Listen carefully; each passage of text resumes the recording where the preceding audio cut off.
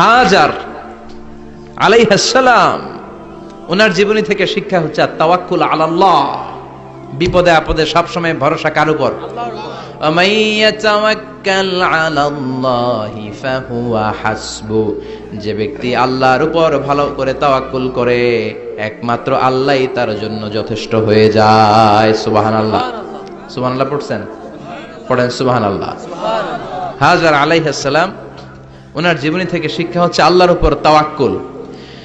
সাইয়েদনা ইব্রাহিম আলাইহিস সালাম সাইয়্যিদাতুনা হাজারকে নিয়ে, দুধের বাচ্চা ইসমাইলকে নিয়ে মক্কার মরুজমিনের মাঝখানে রেখে আসলেন।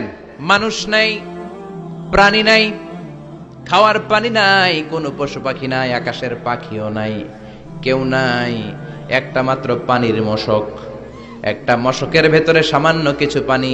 দুধের বাচ্চা ইসমাইলকে নিয়ে সাইয়্যিদাতুনা হাজার দাঁড়িয়ে রইলেন। কোনো কথা না বলে বিবি আর বাচ্চাকে রেখে চলে যাচ্ছেন। চোখের পানি ছেড়ে সাইয়্যিদাতুনা হাজার ডেকে বললেন, ইব্রাহিম একটু দাঁড়াও। কথা নাই, বার্তা নাই, কিছুই বললা না। কি আমার অপরাধ? কেন এই ধুধুমরু প্রান্তরে আমাকে দুধের বাচ্চাটারে রেখে গেলা?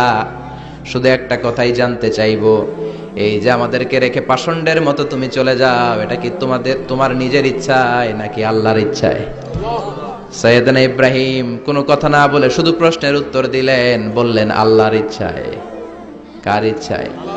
নবীরা নিজের ইচ্ছায় কিছু করে না, যেটাই করে করে কার ইচ্ছায়?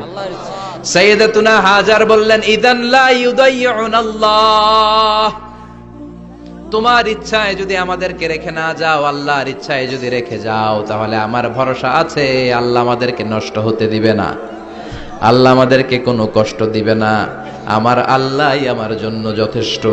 সুবহানাল্লাহ।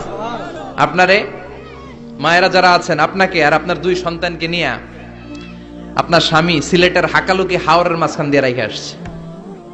কি করবেন? পিছনে পিছনে দৌড়াবেন, গালাগালি শুরু করবেন। যদি বলে আল্লাহর ইচ্ছায় তোমারে রেখে গেলাম, জীবনেও মানতে চাবেন না, বলবেন তোরেও বাদ দিলাম, তোর আল্লাহরেও বাদ দিলাম। আছে না নাই? কিন্তু সাইয়্যিদাতুনা হাজার কেমন নারী ছিলেন, একটা টু শব্দ করেন নাই। শুনতেছেন? কেন ইমাজিন, কল্পনা করতে পারেন? ধুধুমরু প্রান্তর, খাওয়ার কিছু নাই, পান করার কিছু নাই, কথা বলার মতো একটা মানুষ নাই, রৌদ্রের তাপ মরুভূমির বালুর উপরে এমন ভাবে পড়ে। সৌদি আরবের মরুভূমি যারা দেখেছেন, প্রচন্ড বালুর মধ্যে চাল রেখে দিলে চালগুলো মুড়ি হয়ে যায়।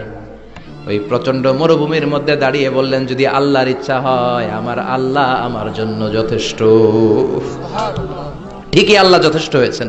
এই মহিলাকে দিয়ে মক্কা আবাদ হয়েছে। মক্কায় কোনো মানুষ থাকতো না।